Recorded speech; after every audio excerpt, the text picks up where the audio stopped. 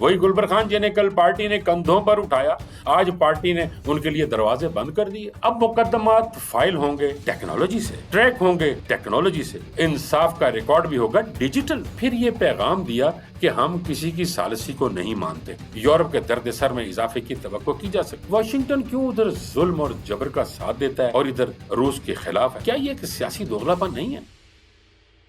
अस्सलाम वालेकुम नाजरीन, मैं हूं नईम खान और आप देख रहे हैं मेरा डिजिटल चैनल। नाजरीन, आज की बड़ी इंपॉर्टेंट खबरें हैं। दरियाओं में जो सैलाब आया वो उसकी खबरें होंगी और क्या वजह है इतना सैलाब में इतना नुकसान होने की, जो वजूहात हैं वो भी मैं आज आप बयान करूंगा। और नाजरीन, पीटीआई के लिए बड़ा झटका, अहम विकटें गिर गई। अंदरूनी इख्तलाफात की बौछार ने सब कुछ तहस नहस करके रख दिया। चीफ जस्टिस के अहम फैसले, अदालती इस्लाहात, लेकिन सिक्योरिटी की 9 गाड़ियों को कम करके 2 कर दी गई।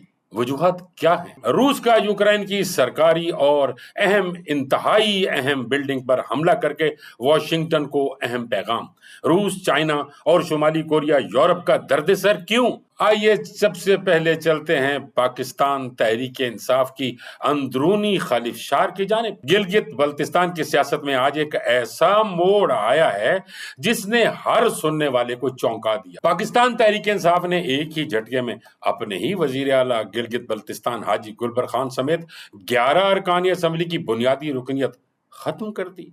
जी हाँ, वही गुलबर खान जिन्हें कभी पार्टी ने अपनी ताकत, अपनी बका और अपने सियासी मुस्तकबिल की अलामत बनाया था, आज उन पर बेवफाई और बगावत का लेबल लगा दिया गया है। पार्टी एलामिये में साफ साफ लिखा है कि ये फैसला फॉरवर्ड ब्लॉक बनाने और पार्टी फैसलों के खिलाफ जाने पर किया गया है। निकाले गए अरकान में वजीर आला हाजी गुलबर खान के साथ साथ मुश्ताक अहमद, हाजी शाह बेग, अब्दुल हमीद, सैयद अमजद अली जैदी, शमसुल हक लोन, दिलशाद बानो, राजा नासिर अली, सुरैया जमान, राजा आजम खान और राजा फजल रहीम शामिल हैं। हैरानी की बात यह है कि इनमें से अक्सरियत वजीर आला की काबीना का हिस्सा है, यानी वही टीम जिसके दम पर गुलबर खान हुकूमत चला रहे थे, आज पार्टी के नोटिफिकेशन में फारिग करार पाए गए। और कहानी यहीं खत्म नहीं होती। साबिक गवर्नर गिलगित बल्तिस्तान राजा जलाल हुसैन मकपून पर भी संगीन इल्जाम लगाया गया। कहा जा रहा है कि उन्होंने पार्टी के खिलाफ साजिश की है, अरकान को वफादारियां बदलने पर आमादा किया, उन्हें 2 दिन की डेडलाइन दी गई है, तहरीरी वजाहत पेश करें वरना मजीद कार्रवाई के लिए तैयार रहें। गोया पार्टी ने अपने अंदर मौजूद हर उस आवाज को खामोश करने का फैसला कर लिया है जो किसी दूसरे रुख पर चलना चाहती थी। अब जरा नाजरीन तारीख के औराक पलटते हैं। जुलाई 2023 की बात है। उस वक्त के वजीर आला खालिद खुर्शीद जाली डिग्री केस में नाअहल हो गए थे। इक्तदार की कुर्सी खाली हुई और असेंबली के अंदर हलचल सी मच गई। ऐसे में पीटीआई के अंदर से ही एक फॉरवर्ड ब्लॉक ने जन्म लिया। ये ब्लॉक मुस्लिम लीग नून, पीपल्स पार्टी और जेयूआईफे के साथ मिल गया और इसी इत्तेहाद के नतीजे में हाजी गुलबर खान 19 वोट लेकर वजीर आला मुंतखब हुए। एक नया बाब शुरू हुआ, इक्तदार की नई कहानी लिखी गई। लेकिन सियासत भी क्या चीज है नाजरीन, आज का साथी कल का बेवफा और मुखालिफ बन जाता है। वही गुलबर खान जिन्हें कल पार्टी ने कंधों पर उठाया, आज पार्टी ने उनके लिए दरवाजे बंद कर दिए। पार्टी कह रही है कि फॉरवर्ड ब्लॉक बनाने और फैसलों की मुखालफत से तहरीक इंसाफ की साख को शदीद नुकसान पहुंचा है, इसीलिए यह कदम नागुजीर हो गया। मगर यहाँ एक हकीकत पर नजर डालनी जरूरी है। पार्टी से निकाले जाने का मतलब ये नहीं कि असेंबली की रुकनियत खुद ब खुद खत्म हो जाएगी। आइन और कानून का अपना रास्ता होता है नाजरीन। पार्टी सरबराह को बाज़ाब्ता डिक्लेरेशन देना होगा। स्पीकर असेंबली के जरिए ये रेफरेंस इलेक्शन कमीशन जाएगा और फिर फैसला होगा कि ये नशिस्तें खाली होंगी या नहीं। यानी सियासी धचका अभी लग चुका है लेकिन कानूनी मार्का अभी बाकी है। नाजरीन, अब सवाल यह है कि इस फैसले के बाद गिलगित बल्तिस्तान की हुकूमत का मुस्तकबिल क्या होगा? क्या हाजी गुलबर खान अपनी कुर्सी बचा पाएंगे? क्या पीटीआई वाकई रेफरेंसेस दायर करेगी? क्या अपोजिशन जमातें दोबारा नई सफबंदी करेंगी? اور سب سے بڑھ کر کیا عوام ایک اور سیاسی ہلچل کے لیے تیار ہیں؟ ایک بات طے ہے ناظرین کہ گلگت بلتستان کی سیاست اس وقت ایک نازک موڑ پر کھڑی ہے۔ جولائی 2023 کی طرح آج پھر اقتدار کی کرسی ڈاواڈول ہے، مگر اس بار کھیل زیادہ پیچیدہ ہے، کردار زیادہ مضبوط ہیں اور میدان صرف اسمبلی تک محدود نہیں رہا بلکہ عدالتوں اور الیکشن کمیشن تک پھیلے گا۔ لگتا ہے جیسے یہ کہانی محبت، اعتماد اور بے وفائی کی داستان ہو۔ کل کا محبوب آج کا مخالف بن چکا ہے اور کل کے وعدے آج سیاسی الزام میں بدل گئے ہیں۔ اب دیکھنا یہ ہے کہ اگلا باب کیسے لکھا جاتا ہے۔ کیا یہ حکومت بچ جائے گی یا ایک اور تبدیلی کی آندھی آنے والی ہے؟ ناظرین، سیٹ بیلٹ باندھ لیجئے کیونکہ گلگت بلتستان کی سیاست ایک ایسے موڑ پر پہنچ چکی ہے جہاں ہر فیصلہ دھماکہ خیز ہوگا اور ہر اگلا دن نئے سرپرائز لے کر آئے گا۔ ناظرین، اب آتے ہیں ذرا عدالتی سائٹ کی طرف۔ ناظرین، آج چیف جسٹس پاکستان جسٹس یحییٰ فریدی نے دو ٹوک الفاظ میں اعلان کیا، سپریم کورٹ کے نئے رولز تیار ہو چکے ہیں اور ان رولز پر تمام ججز سے رائے لی گئی تھی، اور جنہیں اعتراض ہے وہ تحریری طور پر سامنے آئیں۔ یعنی اب شفافیت ہوگی، فیصلے کاغذ پر ہوں گے، زبانی اختلافات نہیں۔ لیکن یہ سب کیوں اہم ہے؟ کیونکہ چیف جسٹس نے ساتھ ہی ایک بڑا اعلان کیا، 1 اکتوبر سے سپریم کورٹ کے فیسیلیٹیشن سینٹر مکمل طور پر کام شروع کر دیں گے۔ وہاں عوام کو اپنے مقدمات کی تمام انفارمیشن ملے گی، اور جی ہاں، ای سروسز بھی شروع ہو چکی ہے۔ اب مقدمات فائل ہوں گے ٹیکنالوجی سے، ٹریک ہوں گے ٹیکنالوجی سے، اور انصاف کا ریکارڈ بھی ہوگا ڈیجیٹل۔ عدالت نے فیصلہ کیا ہے کہ 61,000 فائلیں سکین کی جائیں گی تاکہ مستقبل میں مصنوعی ذہانت کے ذریعے یعنی اے آئی کے مقدمات کو خود بخود ترتیب دیا جا سکے گا۔ لیکن کیا یہ سب ممکن ہوگا؟ چیف جسٹس نے خبردار کیا ہے کہ اے آئی کا استعمال فی الحال احتیاط کے ساتھ ہوگا، تیاری کے بغیر نہیں ہوگا۔ اب ذرا انصاف کی ترجیحات کی بات کرتے ہیں۔ چیف جسٹس نے مزید کہا کہ مقدمات کو جلد نپٹانا ان کی اولین ترجیح میں شامل ہے۔ اس مقصد کے لیے عدالت نے اندرونی آڈٹ بھی کروایا اور اصول واضح کر دیا گیا ہے کہ اب پہلے آؤ پہلے سنے جاؤ۔ وہ پرانا زمانہ گیا جب کوئی درخواست سال بھر چیف جسٹس کے کمرے میں پڑی رہتی تھی۔ سپریم کورٹ رولز میں اب بالکل واضح ہے کہ عدالتی تعطیلات کے دوران ججز کو اجازت کی ضرورت نہ ہوگی، لیکن عام دنوں میں چھٹی کے لیے اطلاع دینا ضروری ہوگا۔ جیسے کہ ناظرین ہوتا ہے کہ عام دنوں میں اگر کسی کو چھٹی اگر چاہیے ہوتی ہے تو وہ اطلاع تو ضرور دیتا ہے نا کہ مجھے چھٹی چاہیے، کوئی بھی ذاتی وجوہات بن جاتی ہیں۔ مقصد صرف ایک ہے، نظام رکے نہیں، عوام کا مقدمہ لٹکے نہیں۔ سپریم جوڈیشل کونسل پر بھی چیف جسٹس نے اعداد و شمار رکھے۔ کہا 64 شکایات کے فیصلے ہو چکے ہیں، 72 شکایات ممبران کے پاس رائے کے لیے بھیج دی گئی ہیں، اور 65 کیسز ابھی باقی ہیں جو جلد ہی ججز میں تقسیم کر دیے جائیں گے۔ اور پھر ایک اعلان، اس ماہ کے آخر میں سپریم جوڈیشل کونسل کا اجلاس ہوگا اور اصول بھی وضع کیے جائیں گے۔ جو کیس پہلے آئے گا وہی پہلے دیکھا جائے گا، کسی کیس کو نیچے سے اوپر نہیں لایا جائے گا۔ اور ناظرین، ایک دلچسپ اعلان ایک اور بھی ہوا ہے کہ چیف جسٹس نے اپنے پروٹوکول میں بڑی کٹوتی کی ہے۔ کہا، میرے ساتھ سیکیورٹی کی 9 گاڑیاں چلتی ہیں لیکن اب صرف 2 گاڑیاں رہ جائیں گی۔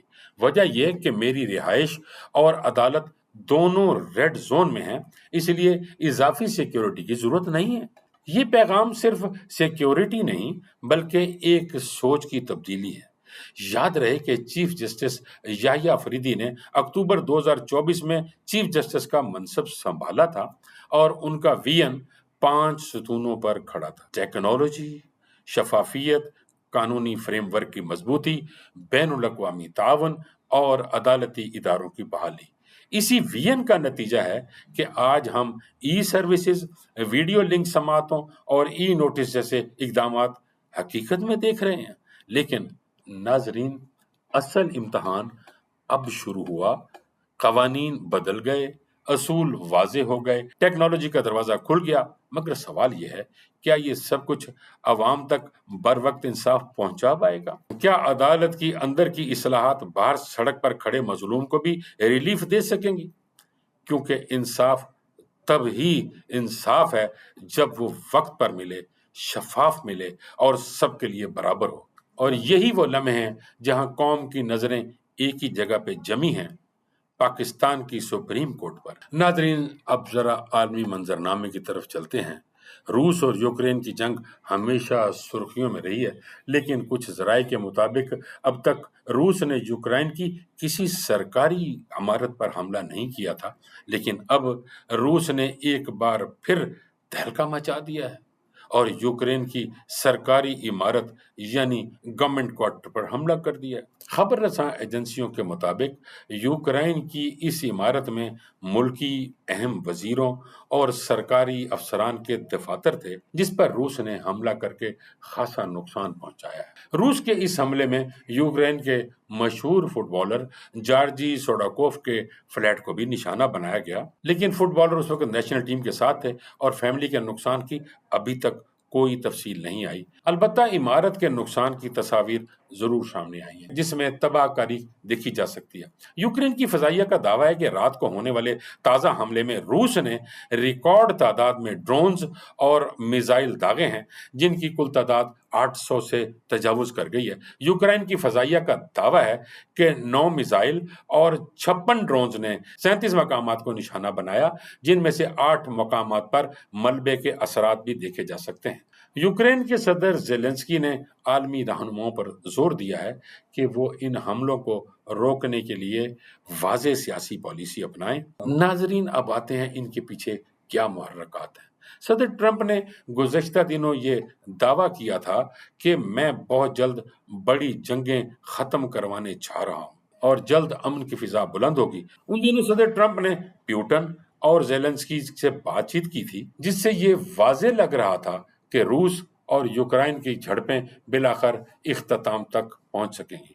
لیکن ان تمام بیانات کی نفی اس وقت ہوئی جب روس کی جانب سے یکے بعد دیگرے میزائل اڑے اور ڈرونز نے ایک بار پھر یوکرین کو 37 جگہوں پر نشانہ بنایا۔ پھر یہ پیغام دیا کہ ہم کسی کی ثالثی کو نہیں مانتے، اگر ہم امن کی طرف آئیں گے تو بھی تو اپنی شرائط پر، نہ کہ کسی دوسرے کی بتائی گئی راہ پر۔ ناظرین، دوسری طرف زیلنسکی کا بار بار عالمی قوتوں سے یہ اپیل کرنا کہ جنگ بندی کروائی جائے، روس کو روکا جائے، یہ اس بات کی علامت ہے یورپ اب کمزور پڑ رہا ہے اور پیوٹن ان پر برتری لیے جا رہا ہے۔ ناظرین، یہ بات اس لیے خاص خبروں کی زینت بن رہی ہے کیونکہ حالیہ دنوں میں چائنا میں منعقد ہونے والے شنگھائی کے اجلاس میں روس، چائنا، شمالی کوریا، پاکستان، انڈیا اور ایران جیسی کئی طاقتوں نے سر جوڑا تھا، لیکن ان میں اکثریت ایسے ممالک کی تھی جو واضح طور پر امریکہ کے خلاف ہیں۔ تو سیاسی ماہرین کے مطابق ایشیائی طاقتوں کا سر جوڑ کر بیٹھنا، اس میں امریکہ کو مدعو نہ کرنا اور اب روس کا ٹرمپ کے امن کے بیان کے باوجود یوکرین پر حملہ کرنا اس بات کی نشاندہی ہے کہ ایشیا کچھ بڑا کرنا چاہتا ہے اور آنے والے دنوں میں یورپ کے درد سر میں اضافے کی توقع کی جا سکتی۔ ناظرین، اب سوال ادھر یہ بھی ہے کہ ٹرمپ نے دعویٰ کیا تھا کہ میں بہت جلد جنگیں ختم کروا رہا ہوں، جو کہ ہم نے اپنے ویلاگ میں بتایا تھا کہ ہو سکتا ہے کہ یہ ایک سیاسی پتہ ہو۔ تو اب وہ روس کو راضی کرنے میں کیوں کامیاب نہیں ہو پایا؟ اور کیا روس نے بھی یہ واضح پیغام دیا ہے کہ اگر کوئی بڑا چودھری خطے میں امن چاہتا ہے تو ہم اپنی شرائط کے مطابق جنگ بندی کریں گے، نہ کہ کسی اور کے ہاتھوں اپنے ہاتھ بندھوا کر؟ ناظرین، سوال یہ ہے کہ اگر ٹرمپ صاحب یہ دعویٰ کرتے ہیں کہ میں جنگیں رکواؤں گا تو وہ غزہ اور اسرائیل کے معاملے کو نپٹانے میں کیوں کردار ادا نہیں کرتے؟ واشنگٹن کیوں ادھر ظلم اور جبر کا ساتھ دیتا ہے اور ادھر روس کے خلاف ہے؟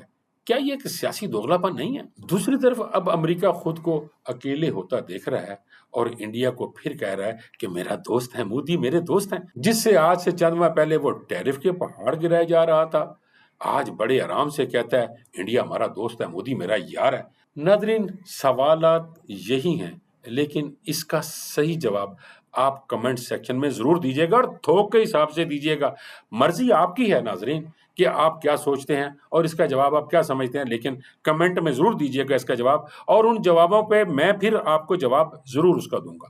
ناظرین، اب آتے ہیں ذرا پانیوں کی طرف۔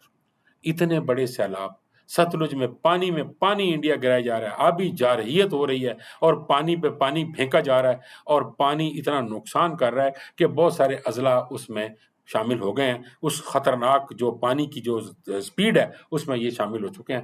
ناظرین، اب سب سے بڑی اہم بات جو جلال پور پیروالا میں تباہی مچ رہی ہے، اس کی وجہ صرف اور صرف ایک ہے کہ جب ملتان سکھر موٹر وے بنایا جا رہا تھا اور جبکہ وہ بن گیا تو اس پہ ایک برج بنایا گیا جو موٹر وے کا برج ہے، اب وہ اس برج کے اندر سیکشن نیرو ہو گیا، جس کی وجہ سے پانی کے پیچھے جو اپ سٹریم تھا وہ رائز ہونا شروع ہو گیا اور وہ جلال پور اور باقی علاقوں میں پھیلنا شروع ہو گیا۔ ناظرین، یہ سب سے بڑی غلطی NHA کی تھی کہ اس نے اس کے اپ سٹریم کے اوپر جب برج جو بنا دیا، سیکشن جو نیرو کر دیا، تو نیرو سیکشن کے بعد پیچھے تو پانی رائز کرنا ہے تو سائڈ کے اوپر رائٹ مارجنل بند اور لیفٹ مارجنل بند بھی بنانا ضروری تھا۔ کیوں بھول گئے؟ ناظرین، آپ کو یاد ہوگا کہ پنڈی بھٹیا میں بھی یہی ہوا، اور وہ طالب والا برج کے اوپر بھی انہوں نے نہ رائٹ مارجنل بند بنایا نہ لیفٹ مارجنل بند بنایا، جس کی وجہ سے پیچھے پانی رائز کیا گیا اور وہ علاقوں میں اور دیہاتوں میں اگر نقصان کرتا گیا۔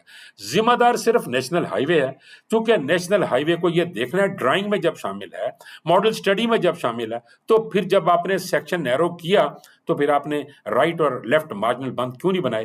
آج اس نقصان کا صریحاً ذمہ دار نیشنل ہائی وے۔ ناظرین، آخر میں یہ التجا ضرور کروں گا کہ اس آفت کا جو اللہ پاک نے ہمارے اوپر آفت یہ آ گئی ہے اور یہ ہمارے کرتوتوں کی وجہ سے آئی ہے، اس سے ہمیں اپنے محفوظ رکھے، اپنی پناہ میں رکھے۔ ناظرین، چلتے چلتے وہی ریکویسٹ کہ ہمارے چینل کو سبسکرائب کیجیے گا، ویڈیو اچھی لگی ہو تو لائک اور شیئر ضرور کیجیے گا، اور کمنٹ میں بار بار عرض کروں کہ کمنٹ میں ضرور بتائیے گا کہ جو ہم نے سوالات کیے ہیں وہ درست ہیں یا غلط۔ یہ جو بھی ہے آپ کا جو ذہن مانتا ہے وہ ضرور کمنٹ میں کیجیے گا۔ اجازت دیجیے، اللہ نگہبان۔